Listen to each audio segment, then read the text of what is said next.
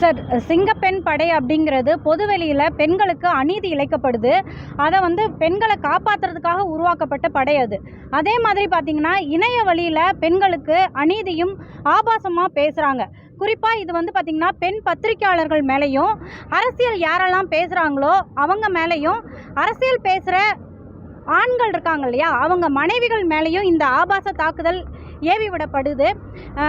போன ஆட்சியில் பார்த்திங்கன்னா, இதே மாதிரி பெண்கள் நாங்கள்லாம் கதறிக்கிட்டு இருந்தோம், எங்களை ஆபாசமாக பேசுகிறாங்க அப்படின்னு சொல்லிட்டு.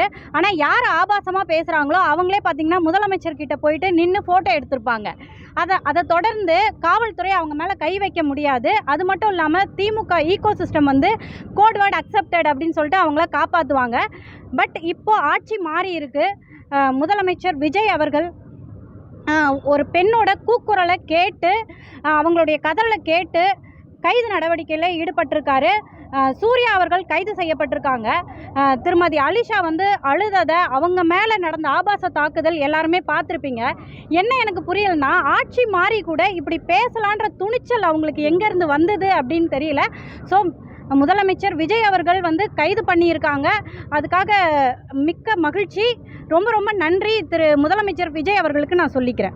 திமுக ஆட்சியில் தொடர்ந்து ஒரு பெண் பத்திரிகையாளராக நான் திமுக ஆட்சி மேலே விமர்சனங்களை வச்சேன் அப்படின்ற காரணத்தால் இந்த திருச்சி சூர்யா, முக்தார், அதுக்கப்புறமா நக்கீரன் பிரகாஷ், இது போன்ற திமுகவோட ஏஜென்ட்டுகள் தொடர்ந்து என்ன ஆபாச தாக்குதல்கள் நடத்தினாங்க. அது மட்டும் இல்லாமல் HIV இருக்குது அப்படின்னு சொல்லிட்டு பொய்யான தகவல்களை யூடியூப்பில் பேசினாங்க. கடந்த ஆட்சியில் கண்டிப்பாக உங்களுக்கு எல்லாருக்குமே தெரியும், முதலமைச்சர்கிட்ட நம்ம சொன்ன கோரிக்கைகள் போய் சேர்ந்துச்சானே தெரில. அதனால இன்னைக்கு அலிஷாவுடைய புகாருக்கு திருச்சி சூர்யா அவர்கள் கைது செய்யப்பட்டிருக்காரு.